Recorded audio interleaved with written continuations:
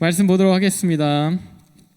사무엘하 6장 말씀입니다. 사무엘하 6장 1절부터 15절까지의 말씀 같이 보도록 하겠습니다. 사무엘하 6장 1절부터 15절까지 말씀.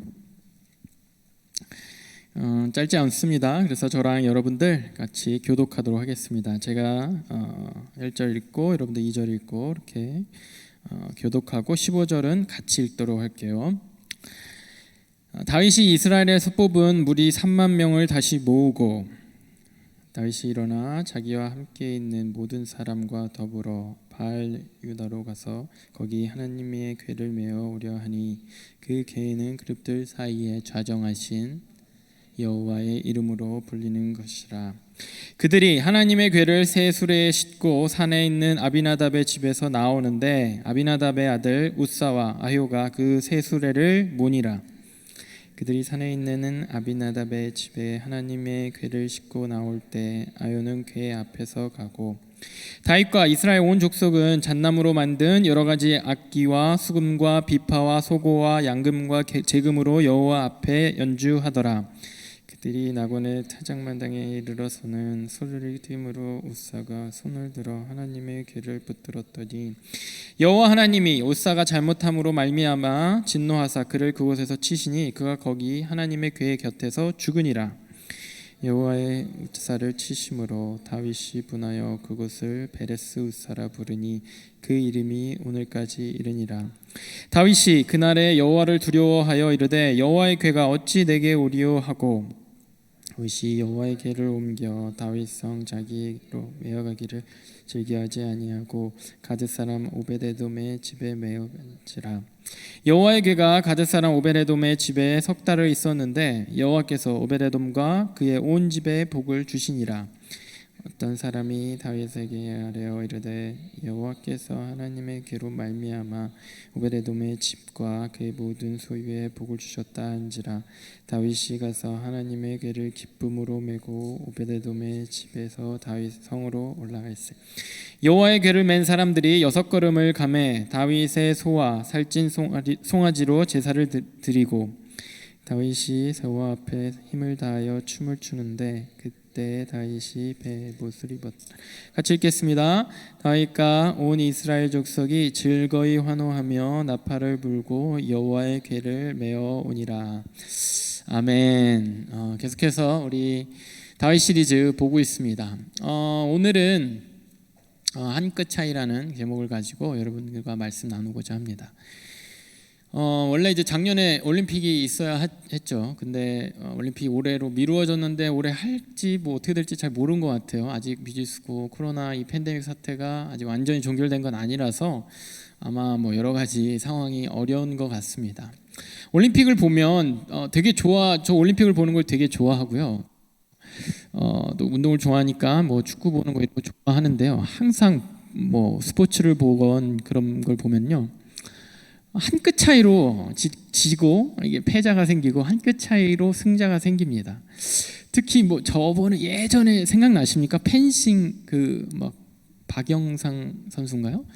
아주 뭐 그냥 한 끗 펜싱 보면은 모르겠어요. 느린 화면 보지 않으면 이게 누가 이긴 건지 뭐 다른 거는 뭔가 이렇게 쫙 뭐 유도 같은 딱 뭔가 이렇게 티가 딱 나는데 펜싱은 진짜 거의 동시에 막 0.0 몇 초 막 이 차이를 두고 막 점수가 이쪽 편에 가고 점수가 이쪽 편에 가고 막 그런 일들이 스포츠에서 계속 거기에 목숨 건 사람들이 많다 보니까 서로 그런 사람들이 경쟁하고 그러다 보니까 승패가 진짜 한 끗 차이, 진짜 작은 차이, 미묘한 차이 그거로 막 결정이 나곤 합니다. 축구를 볼 때도 여보세요? 제가 마이크를 좀 바꾸는 게 나을 것 같아요. 죄송해요. 그게 나을까요? 그래요. 감사합니다. 색깔도 검은색이고 좋네요. 그래요. 그런 작은 차이가 승부를 가르고 반칙을 이렇게 결정짓고 또 반칙이 아닌 것을 또 결정짓고 이런 일들이 비일비재합니다. 요즘 이제 사석에서 청년들과 얘기할 때 요즘 주식 여러분들 합니까? 주식과 코인 뭐 이런 거 많이 하죠. 한 끗 차이로 이걸 지금 파느냐 안 파느냐에 따라서 막 이게 등락이 왔다 갔다 하고 청년들이 좌절하고 이런 모습을 또 보기도 하고요.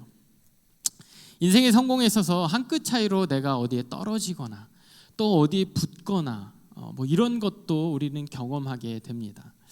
인생의 그러한 뭐 승패, 승부, 성공, 뭐 통과, 또 fail, 실패 이런 것들도 그 한 끗 차이가 하나 차이가 중요하듯이요.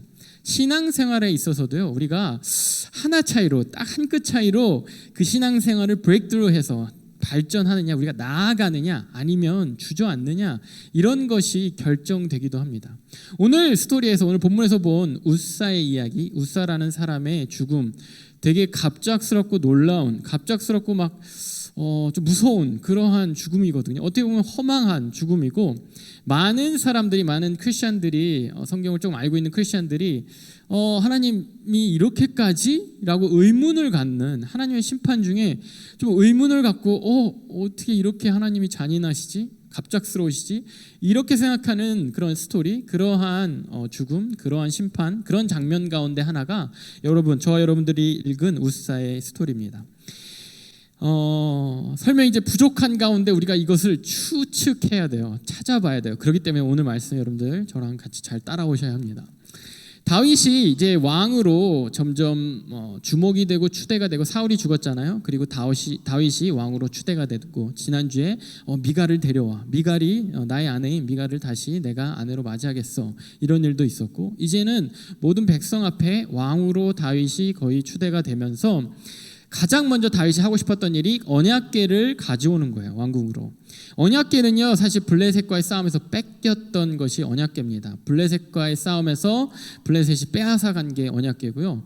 블레셋 땅에 얼마 정도 있다가 한 7개월 정도 있다가 그곳에서 언약궤의 그 심판, 저주가 임해서 그것이 애매한 곳에 지금 머물러 있어요. 블레셋도 아니고, 그렇다고 이스라엘의 수도, 왕궁이 있는 곳도 아니고, 애매한 장소에 한 집에, 아비나답이라는 사람의 집에 그 언약궤가 있습니다. 그 언약궤가 있은 지가요, 사실은 20년이나 흘렀어요. 거기에 애매하게 방치된 채 있었던 것이 20년이나 흘렀습니다. 그것을 항상 안타깝게 생각했던 다윗이요, 저 언약궤 가져와야지. 내가 왕이 됐으니까 가장 먼저 하고 싶은 일, 가장 먼저 해야 될 일, 저 언약궤 가져오는 거야 라고 하면서 언약궤를 가져가기를 준비함으로 오늘 내용이 시작됩니다. 언약궤를 좀 더 알아보자면요, 여러분들 아는 사람도 있겠지만, 언약궤는 하나님께서 말씀으로 만들으라고 한 박스예요. 그 박스를 되게 디테일하게 어떤 모양을 만들고, 위에는 천사의 모양을 이렇게 금으로 만들고, 그 다음에 멜 수 있는 그 막대기가 들어갈 그런 구멍도 만들고, 이렇게 디테일하게 하나님 사이즈도 이제 규격도 정해주셔서 하나님 만들라고 해서 만든, 출애굽기 통해서 만들라고 해서 만든 그 박스가, 그 궤가 언약궤예요. 그 언약궤에 뭐가 들어있겠어요? 언약궤니까 언약이 들어있겠죠. 그래서 하나님 말씀, 하나님께서 가장 먼저 주신 그 10계명의 돌판이 거기에 들어 있습니다. Written by God, 이렇게 하나님이 돌에 인그레이브 하셔서 언약궤에 돌판이 들어 있고, 이제 나중에 아론의 쌍난 지팡이와 만나가 든 항아리까지 언약궤에 이제 들어가 있습니다. 그 언약궤는요, 그 자체가 그냥 뭐 상징적이기도 하고, 하나님의 말씀이 들어간 언약궤, 이것이 상징적으로 되게 중요하기도 하지만요, 사실은 실제적인 하나님의 임재가 구약 시대에는요, 이 고대 시대에는 지금같이 뭐 교회나 이런 것들이 없는 시대에는요, 실제적으로 하나님의 임재가 임했던 그 뭐라고 그럴까요? 포인트, 이거를 장소라고 할 수도 없고, 왜냐하면 언약궤가 움직이는 것만 그곳에 하나님이 임재하시거든요. 임재하시는 그 딱 포인트예요. 이 말씀이 출애굽기 25장에 나옵니다. 25장 21절 22절에 속죄소를 궤 위에 얹고, 보이십니까? 빨간색이 잘 보이시나요? 속죄소를 궤 위에 얹고 내가 내게 줄 증거판을 궤 속에, 언약궤 얘기입니다. 궤 속에 넣어라. 거기서 내가 너와 만나고, 속죄소 위 곧 증거궤에 있는 두 그룹 사이에서, 그룹은 천사 모양이에요. 천사 사이에서 내가 이스라엘 자손을 위하여 내게 명령할 모든 일을 내게 이르리라. 하나님께서 이렇게 만들으라 약속을 하시고, 이렇게 만들으라 딱 규격까지 어떤 모양까지 정확하게 디테일하게 지시를 하시고 하신 말씀이 이거예요. 내가 거기서 너와 만나겠다고. 진짜 언약궤에서 하나님이 임하셔서 이스라엘 백성을 만나시고 하나님의 백성을 만나셨어요. 그리고 거기에서 또 말씀하셨어요. 하나님 언약궤를 통해서 이스라엘 백성이 지시하셨어요. 회개해라, 아니면 전진해라, 아니면 멈춰라. 이렇게 광야 생활 가운데 언약궤가 중심이 된 겁니다. 하나님이 실제로 임했던, 인간과 우리 하나님의 백성과 만나셨던, 우리에게 말씀하셨던. 그래서 언약궤가 있는 곳을 천막을 쳐서 지성소라고 불렸어요. 지성소라는 단어 많이 들어보셨죠? 하나님이 임하는 가장 중심이 되는 곳이 지성소였습니다. 그래서 언약궤는요, 이렇게 박스, 그런 어떤 궤, 이런 물건 이상의 의미가 있는 거예요. 왜? 하나님이 직접 임하시니까요. 오늘 본문 2절에도 다윗이 이렇게 나옵니다. 다윗이 일어나 자기와 함께 있는 모든 사람과 더불어 바알레유다로 가서 거기서 하나님의 궤를 메어 오려 하니, 그 궤는 그룹 사이에 좌정하신 만군의 여호와의 이름으로 물리는 것이라. 자, 다윗이요, 사람들을 모읍니다. 자, 저 언약궤 가지러 가자. 3만 명이 모여요. 3만 명 데리고 이제 가서 그 궤에 대해서 설명하는데, 자, 저 궤를 가지고 언약궤 가지러 가자. 애매하게 20년 동안 방치되어 있던 저 언약궤 가지러 가자. 그 언약궤는 뭐냐면 그 두 그룹 사이에, 천사 사이에 좌정하시는, 임하시는, 계시는 그 여호와라고 우리가 모두 다 알고 있는, 그렇게 불려지는 그 언약궤 우리가 가지러 가자. 이렇게 설명하고 있습니다. 하나님의 임재 자체였던 거예요. 언약궤는 그들에게 있어서 보이지 않는 하나님, 감히 범접할 수 없는 하나님, 우리와 만나실 수 없는 하나님, 그 하나님이 임해 주시는, 임재해 주시는 그 임재 자체가 언약궤입니다. 그래서 언약궤는요, 사실은 운반해 오는 것이 아니라 좀 더 정확하게 표현하자면 모셔오는 거예요. 하나님의 임재이기 때문에 모셔오는 겁니다. 그냥 가져오는 것이 아니에요. 이 언약궤는 사막을 관리하는 레위인이 어깨에 메고 운반해야 합니다. 그리고 언약궤와 그 성물들을 함부로 손대면 안 돼요. 민수기 4장에 이렇게 나와 있어요. 민수기 4장 15절에 진영을 떠날 때 아론과 그의 아들들이 성소와 성소의 모든 기구 덮는 일을 마치거든 고핫 자손들이 와서 맬 것이라. 고핫 자손은요, 레위 자손의 또 이제 자손입니다. 고핫 자손들이 와서 맬 것이라. 그러나 성물은 만지지 말라. 그들이 죽으리라. 회막 물건 중에 이것들은 고핫 자손이 맬 것이며, 레위 자손 중에 특히 구별된 또 고핫 자손이 전문적으로 매야 돼요. 이걸 메고 옮겨야 됩니다. 여러 가지 그 지성소 안에서 하나님께 예배드리는 그런 성물들, 기구들과 함께 이 언약궤는요, 가장 중요한 기구로 취급받으면 이게 어깨에 메고 가야 돼요. 그리고 절대 함부로 만져서도 안 되는 겁니다. 왜 함부로 만지면 안 될까요? 왜 함부로 이렇게 막 손대면 안 될까요? 왜냐면요, 이 하나님의 존재는, 하나님의 임재라고 했잖아요. 그 하나님의 존재는요, 사실은 우리 인간을 만나면, 우리 인간은 죄성을 갖고 있는 인간이기 때문에 하나님은 온전한, 순결한, 거룩한 존재이기 때문에 우리를 만나면 우리가 소멸돼요. 우리가 상상해 볼 수 있는 게, 태양이 있어요. 하나님보다 되게 어두운 태양이 있습니다. 되게 어둡고 막 되게 차가운 태양이에요. 그 되게 어둡고 그 차가운 태양에 우리가 가까이 가면 어떻게 돼요? 오늘도 밖에만 나가도 덥잖아요. 이 지구를 좀만 벗어나도 우리는 타요. 좀만 태양에 가까이 가면 우리는 탑니다. 그보다 더한 존재인 하나님에게 우리가 가까이 가는 거예요. 하나님에게 가까이 가면 우리는 소멸됩니다. 하나님을 대면하면 그래서 죽게 돼요. 하나님이 경고하십니다. 마치 벌레가 그 벌레 잡는 저런 그 라이트 있잖아요. 막 그런 거 막 가까이 아름다워하고 가까이 갔다가는 죽어요. 하나님을 함부로 이렇게 가까이 갔다가는 죽습니다. 우리 인간의 존재 대 존재로서는 만날 수 없어요. 그런 것처럼 출애굽기 19장 22절에 또 여호와께 가까이 하는 제사장들에게 그 몸을 성결히 하게 하라. 나 여호와가 그들을 칠까 하노라라고 경고하세요.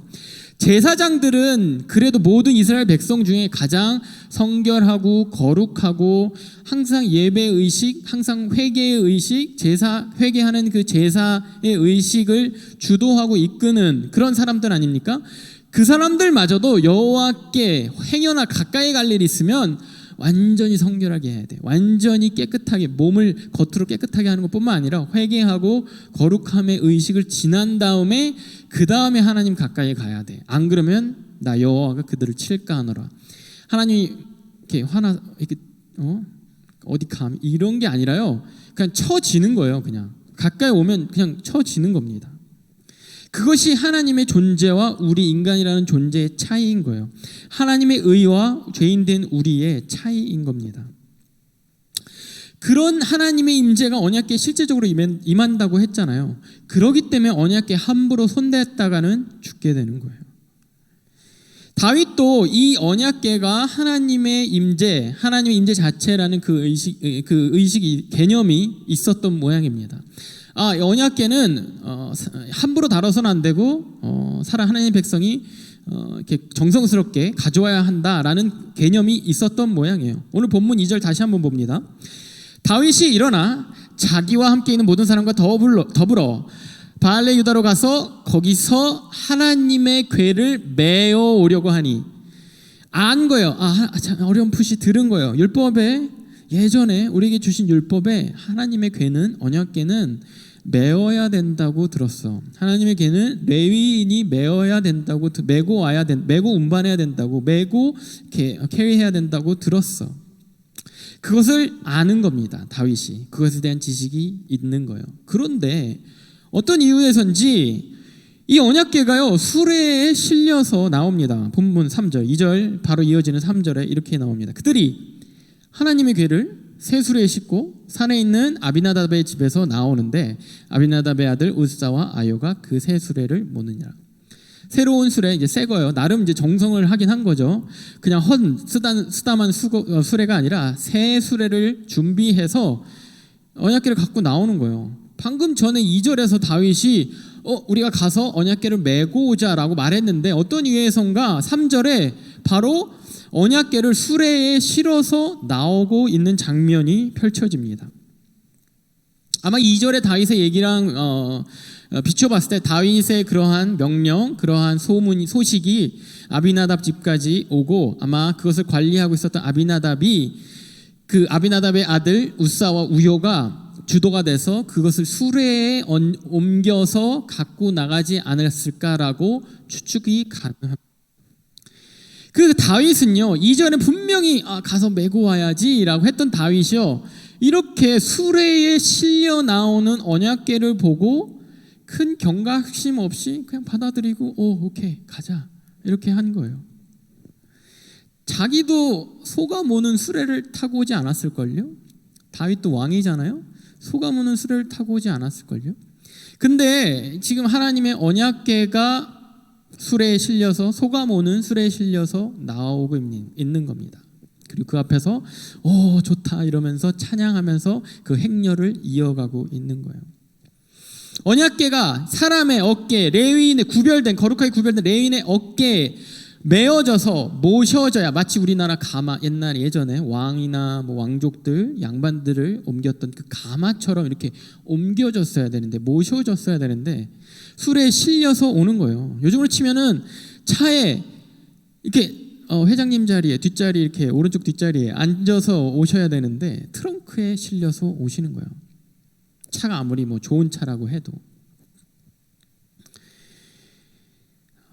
사실 이 언약궤를 수레에 이렇게 옮겨서 실어서 옮겼던 그 방법은요, 이방인이었던 블레셋 사람들이 썼던 방법입니다. 사무엘상 6장 1절과 8절인데요. 여호와의 궤가 블레셋 사람들의 지방에 있은 지 7달이라. 여호와의 궤가 블레셋 사람들에게 뺏겼다고 그랬잖아요, 전쟁 중에. 8절입니다. 여호와의 궤를 가져다가 블레셋 사람들이요 수레에 싣고 속건제로 드릴 금으로 만든 물건들은 상자에 담아 궤 곁에 두고 그것을 보내어 가게 하고, 여호와의 궤를 수레에 싣고 그 다음에 소를 앞에 세워서 가게 한 거, 이것이 블레셋 사람들이 여호와의 궤를 운반시킬 때, 움직이게 할 때 썼던 방법이에요. 당연히 율법이 없는 사람들이니까 그럴 수도 있었겠죠. 하나님의 그런 방법, 하나님의 그러한 임재에 대해서 잘 알지 못했던, 무지했던 이 블레셋 사람들이요, 전쟁 중에 여호와의 궤를 전리품이다, 저 사람들이 귀하게 생각하는데 이거 보물인가 보다 하고 가져가요. 가져가서 자기 신들 있는 데서 저 사람들이 신이 뭐 나타난대, 뭐 임재한대, 뭐 나타나서 뭐 복준대 이러면서 가져가요. 그러면서 자기들의 신이 있는 신전에 갖다 놓습니다. 그러니까 어떤 일이 일어나냐면요, 이상한 일들이 벌어져요. 자기 신들이 갑자기 막 무너지고, 신전인데 자기 신들만 무너져요. 언약궤 앞에 막 꼬꾸라지고 막 재앙이 일어납니다. 7달 동안 재앙이 일어나요. 그러니까 이 나라 사람들, 이제 블레셋 이방인들이 피겨라한 거예요. 이 언약궤 때문이구나. 이게 우리 땅에 와가지고 이게 저주 주는구나. 저 나라에서 불길한 물건이 왔구나. 그러면서 이것을 야 불길하다, 야 다시 돌려보내 하고 운반시켜요. 소에게 실어서, 그것도 약간 그냥 보내면 좀 불안하니까 금으로 자기들이 맨날 하던 거, 우상에게 드릴 제물처럼, 우상에게 드릴 무슨 헌물처럼 금으로 쥐랑 뭐 독종 모양 그런 자기 나라 가운데 지금 유행하고 있는 전염병, 그것을 상징하는 것들을 넣어서 이방 신들에게 하는 그 방법 그대로 넣어서 보낸 거예요. 수레에 실어서 야야 돌려보내 라고 보낸 겁니다. 이게 그냥 부담스러운 존재인 거예요. 그 이방인들에게는. 그렇기 때문에 수레에 실려 보낸 거예요. 여러분들 마치 뭐 일본의 원자로가 뭐 터졌다고 뭐 그랬잖아요. 원자로에서 나온 뭐 그 지하의 벙커에서 나온 어떤 통 하나 이런 거, 그런 거 캐리한 느낌을, 그걸 뭐 가까이 가져나 가겠습니까? 사람이 들기나 하겠어요? 최대한 막 감싸고 막 이렇게 그렇게 해서 보냈겠죠. 그런 거예요. 마치 뭐 여러분들 코로나 바이러스가 든 어떤 그 실험용 그 어떤 그 병이 있다고 생각하면서 이걸 여러분들 자유롭게 막 이렇게 딸랑딸랑 들고 갈 수 있겠어요? 아니면 사람이 막 껴안고 갈 수 있겠어요? 최대한 멀리 떨어져서 보안이 철저한 무슨 어디에 담아서 이렇게 보내겠죠. 그런 느낌인 거예요. 이방 사람들에게는, 이 블레셋 사람들에게는 언약궤는 그 정도인 거예요. 불길한 잡신의 어떤 쟤네 신의 불길한 어떤 물건이야. 우리가 같이 있으면 우리만 손해야. 우리만 저주받아. 보내 하고 보낼 때 수레에 실어서 보낸 겁니다. 소가 끄는 수레에 실어서 보낸 겁니다. 그렇게 보내줬던 그 방법을 그대로 언약궤를 실어서 지금 보내고 있는 그 웃사가 죽은 그 사고가 오늘 본문에 나온 거예요. 6절과 7절입니다. 오늘 본문 6절과 7절. 그들이 나곤의 타작마당에 이르러서는 소들이 뛰므로 웃사가 손을 들어 하나님의 궤를 붙들었더니 여호와 하나님이 웃사가 잘못함으로 말미암아 진노하사 그를 그곳에서 치시니 그가 거기서 하나님의 궤 곁에서 죽으니라. 웃사가 아무 큰 생각 없이 블레셋 사람들이 썼던 그 방법으로, 자기네 집에 도착했던 그 방법으로, 똑같은 방법으로 이걸 내보내는 겁니다. 똑같은 방법으로 거기에 대해서 큰 배려 없이, 큰 생각 없이 내보내는 거예요. 그 웃사가 내보내는 그 장면을, 그 광경을 다윗도 큰 거부감 없이 메고 와야 되지 않나? 라는 생각은 했겠지만 받아들인 거예요. 그리고 행진을 한 겁니다. 진행을 한 거예요. 그런 가운데 나봇의 타작마당이나 어떤 지점에 이르러서 소들이 갑작스럽게 뛰고, 거기에 대해서 그 뛰는 거에 대해서 반응이 즉각적으로 나갔겠죠. 웃사가 반응으로 손을 대버리고 만 겁니다.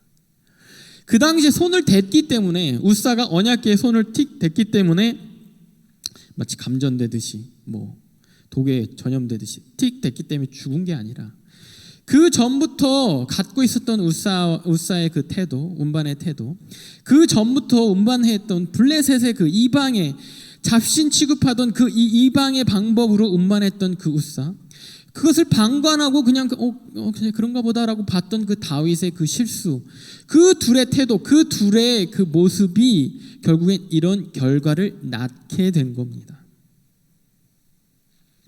하나님의 임재를 무시한, 하나님의 임재를 거룩히 대하지 않은 그런 사람들은 하나님의 백성이건 이방이건 그 자리에서 즉각 심판하세요. 블레셋 땅에서 심판을 보여주셨죠.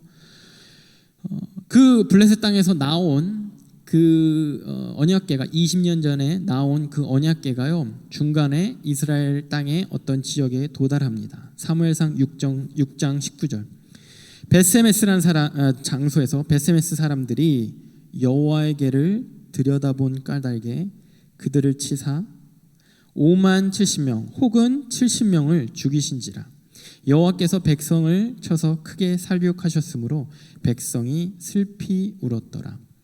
이 5만에 이제 가로가 쳐져 있는 거는 이제 어느 사본에서는 5만이라고 그게 써 있고 어느 사본은 안 써 있어서 이게 정확하지 않기 때문에 오히려 가로를 쳐서 정확하게 표현한 겁니다. 5만 70명이든 70명이든 어쨌든 그 당시에 그 궤를 여호와의 임재하심을 생각하지 않고 그냥 아무 생각 없이 뭐가 들었나? 이게 뭐가 들었는데 이렇게 저기에서 난리였어. 블레셋에서 난리였어. 들여다본 거예요. 그 자리에서 다 죽은 겁니다. 여호와의 궤는 이렇게 무서운 거예요. 하나님의 거룩하심, 임재는 이렇게 함부로 할 수 없는 겁니다. 베스마스는요 유대 땅이었고 이 사람들은요 레위인들이었어요. 사실 이걸 캐리해도 되는 사람들이 캐리하기로 어떻게 보면은 구분되어진 사람들이었는데 그들조차도 그 구분되어짐이 문제가 아니라 태도가 없었던 거예요. 블레셋 땅에 뺏겼다가 돌아온 이 언약궤에 대해서 그저 호기심이 들었던 거예요. 뭐가 들었나? 하나님의 임재를 그냥 그렇게 경외하며 받아들이지 않고 대하지 않고 들여다본 거예요. 거기에서 들여다본 모든 사람들이 즉각 죽은 겁니다. 이 언약궤가 아비나답의 집에 우사의 집으로 급히 옮겨집니다. 여기에서도 또 큰 일이 일어났잖아요. 사건이 일어났으니까 어떡하지 하다가 아비나답의 집에 어떻게 오게 된 거예요. 그리고 거기에서 이거 어떻게 해요? 이거 두려운 그런 존재가 되어버렸잖아요. 20년 동안 거기 있었던 거예요. 그렇게 수레로 왔던 그 언약궤가 20년 동안 거기에서 그렇게 있었습니다. 그리고 우사는요 20년 동안 그 집에 있었지만 20년 후에 여호와의 언약궤를 옮기고 대하는 자세가 바뀌지 않은 채로 그대로 끌고 데리고 싣고 나온 겁니다.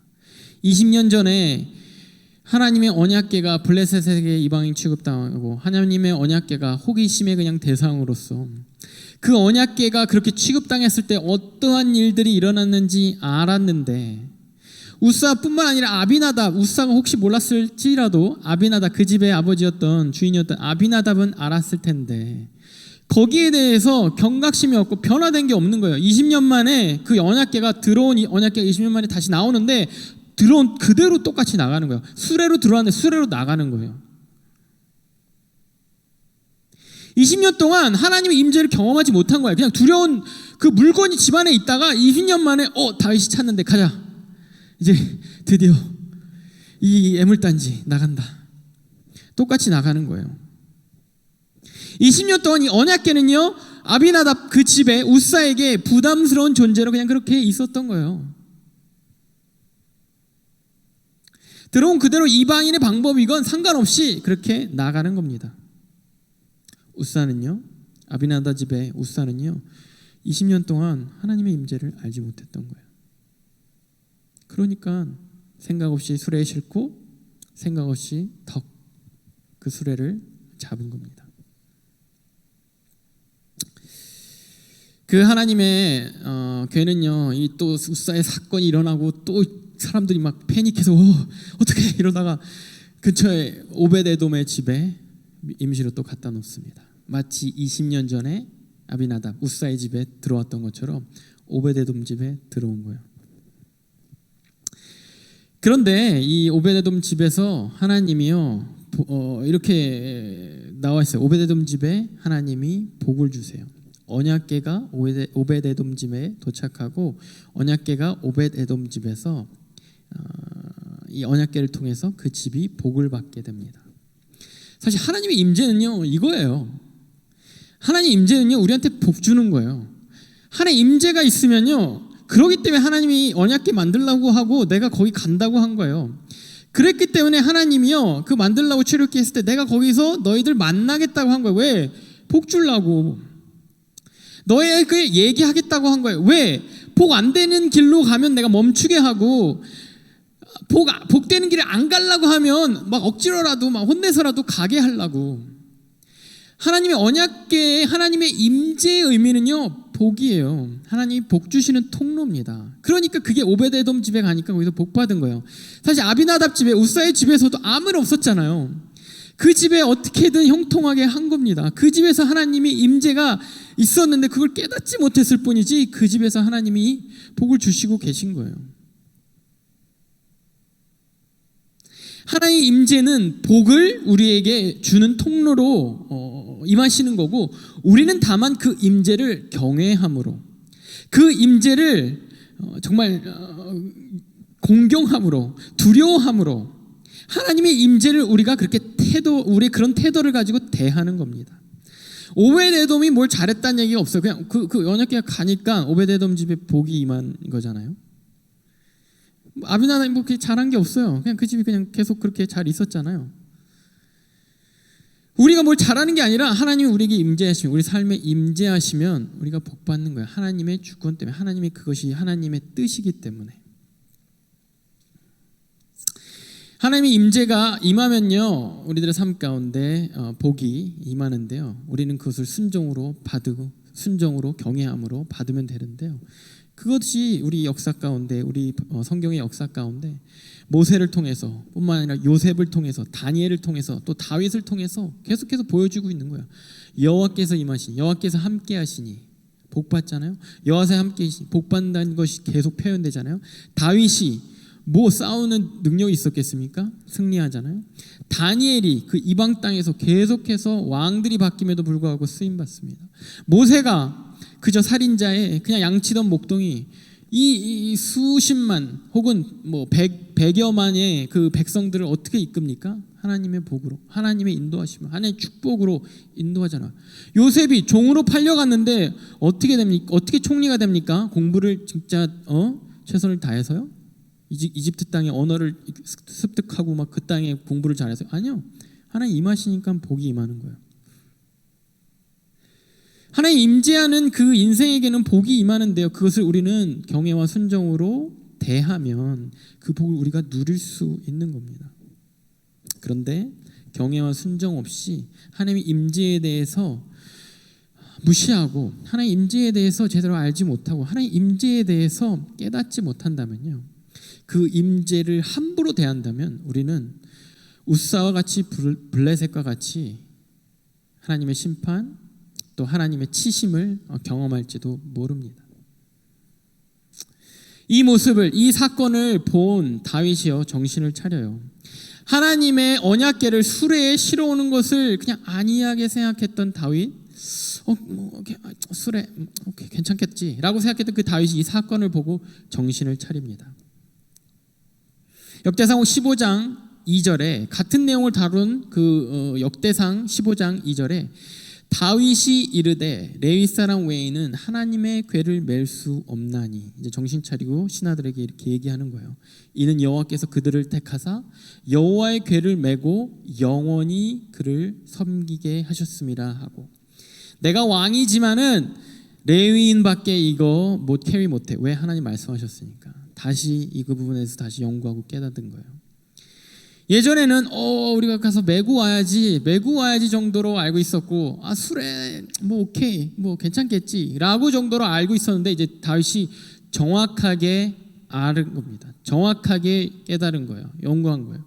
다윗이 이르되 레위 사람 외에는 하나님의 궤를 맬 수 없나니 이는 여호와께서 그들을 택하사 영원히 여호와의 궤를 메고, 왕인 나도 함부로 할 수 없는 거예요. 하나님께서 택하신 이 족속이 하나님의 임재를 캐리할 수 있다라는 거, 하나님의 방법으로만 하나님의 임재를 맞이할 수 있다라는 거, 그것을 깨달은 겁니다. 그것을 공부한 거예요. 그것을 알게 된 겁니다. 여기에 다윗과 우사의 한 끗 차이가 있는 거예요. 아비나답의 집안에서 우사는 20년 동안 그것을 자기 집에 어떻게 왔는지를 아는데, 어떤 과정을 거쳐서 왔는지를 아는데, 들어온 그대로 똑같이 나가게 한 그 우사. 마찬가지로 그 사건을 보며 20년 전에 우사처럼, 20년 전에 아비나답처럼 그 사건을 보며 다윗이 그 하나님께 치신받은 하나님께 심판받은 그 사건을 보며 다윗은 여기에서 깨닫고 이것이 왜 그러신가, 하나님이 왜 그러셨는가, 하나님의 뜻은 무엇인가, 하나님의 말씀은 무엇인가를 다시 찾으며 제대로 그것을 알아낸 다윗. 여기에 한 끗 차이가 있는 거예요. 하나님의 마음은 무엇인지, 나에게 잘못된 부분이 무엇인지, 왜 그랬는지를 깨닫는 거, 잘못된 부분을 고치는 거. 그리고 다시 갑니다. 이 방법으로 다시 갑니다. 본문 13절과 14절에 이렇게 나와 있죠. 여호와의 궤를 맨 사람들이 6걸음을 가매 다윗이 소와 살찐 송아지로 제사를 드리고 다윗이 여호와 앞에서 힘을 다하여 춤을 추는데 그때 다윗이 배 에봇을 입었더라. 6걸음마다 제사 지내요. 좀 가서 예배드려요. 좀 가서 예배드려요. 이게 뭐냐면, 이게 송아지 얼마나 잡았겠어요? 이게 뭐냐면 내가 우리나라 재정 다 이런 험한 말이 때려 부어 다 여기에 하나님 앞에 바쳐도 아깝지 않아. 내가 그때는 그냥 언약궤 자체가 술에 실려와도 기뻐서 그냥 악기로 막 연주하고 막 기쁨에 그냥 노래를 한 거죠. 기쁨에 연주를 하고 음악을 했어도 지금은 다윗이 여호와 앞에서, 궤 앞에서, 그 궤를 옮기는 수레 앞에서 앞장서서 그렇게 춤추며 간 게 아니라, 마찬가지로 궤예요. 여호와의 궤를 옮기는 거예요. 그런데 이제는 여호와 앞에서 힘을 다하여 춤을 추는데 그때 다윗이 배옷을 입었더라. 이제는 하나님 앞에 내가 있다는 것을 알고 행동하는 거예요. 궤가 아니구나. 이게 여호와의 임재하심이구나. 그때는 하나님의 궤가 이 궁에, 내가 있는 궁에 오면은 너무나도 좋겠다. 하나님의 그 언약궤니까 너무나도 상징적이고 너무나도 좋겠다. 이 마음은 있었는데 그것이 여호와 앞이라는, 그것이 여호와의 임재라는 건 알지 못한 겁니다. 근데 그 알지 못함을 깨닫고 이제는 제대로 여호와 앞에 제사드리고 예배드리고 여호와 앞에서 제대로 경배하고 찬양하는 거예요. 그분의 임재를 기뻐한 겁니다. 여러분들 예수님 믿은 지 얼마나 됐습니까? 청년부, 저희 예공동체는 좀 특이해요. 이게 양극이에요. 중간이 많이 없어요. 되게 모태신앙, 막 진짜 거의 어렸을 때부터 모태신앙 혹은 거의 어렸을 때부터 신앙생활을 하는 사람들이만큼 있고요. 진짜 거의 교회 처음 온, 신앙이 별로 없었던, 거의 믿음이 없었던 사람들이 또 이만큼 있어요. 중간이 잘 없습니다. 한 중간 계층이 잘 없어요. 좀 계층이라고 하니까 좀 이상한데, 어쨌든 이 오래 신앙생활한 사람들, 아니면 이제 막 신앙생활한 사람들, 이 둘이 대부분 우리 청년부의 멤버들입니다. 여러분들 우사처럼 20년 동안 하나님의 궤를 여러분들 삶 가운데 갖고 있었습니까? 여러분 처음 예수님 믿을 때 그냥 잘 모르고 어떻게 예배드리지, 뭐하지, 하나님 어떻게 찬양하지, 내가 양다리 걸치면서 신앙생활해도 되겠지, 토요일까지 열심히 놀다가 주일날만 최선을 다해서 예배드리면 되겠지. 마치 블레셋 사람들이 소를 가져다가 소가 끄는 술을 가져다가 언약궤를 놓고 그렇게 우사의 집에 갖다 놓은 것처럼, 그렇게 운반했던 것처럼, 잘 모르니까, 예수님 믿기 전에 잘 몰랐으니까 그렇게 했던 그런 삶의 모습들, 나의 어떤 옛사람의 모습들, 그것이요 20년이 지난 여러분들 신앙생활의 그 연수가 지난 지금 똑같이 여러분들 나가고 있지 않아요? 똑같이 예배당에 지금 오고 있지 않아요? 똑같이 여러분들 하나님의 언약궤를 수레에 실어서 주일이니까 그 언약궤를 가지고 나오지 않습니까? 여러분 삶 가운데 여전히 수레에 하나님의 언약궤를, 하나님의 말씀을 수레에 싣고 여러분들 운반하지 않으세요? 매 주일마다 선포되는 말씀, 여러분들이 신앙생활, 큐티 생활을 하는지 모르겠어요. 기도 생활을 하는지 모르겠어요. 말씀 생활을 하는지 모르겠어요. 예배를 주일 예배 말고 금요 예배도 오는지 모르겠어요. 그런데 그럴 때마다 받아지는 그 말씀이 아직 여러분들 수레에 실려 있지는 않습니까?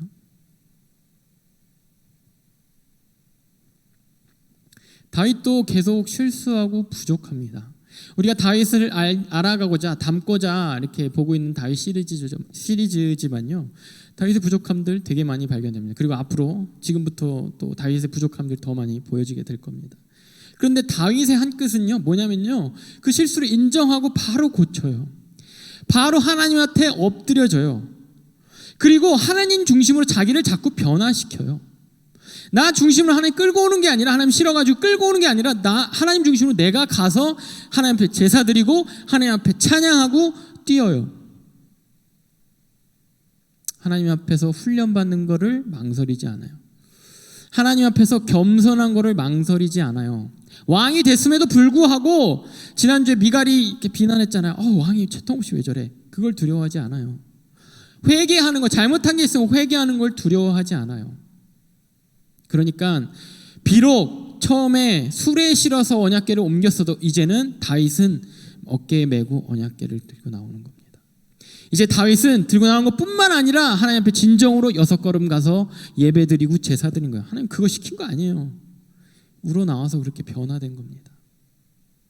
우리의 신앙생활은 어떻습니까? 계속 수레에 싣고 들어갔다가 수레에 싣고 나옵니까? 오늘 이 말씀을 듣고 또 여러분들 집에 수레에 싣고 들어갈 거예요? 다음 주에 또 수레에 싣고 나옵니까? 아니면 조금씩 수레에서 이게 어떻게 캐리돼야 되지? 이 말씀이, 이 성경이, 이 찬양이 어떻게 캐리돼야 되지?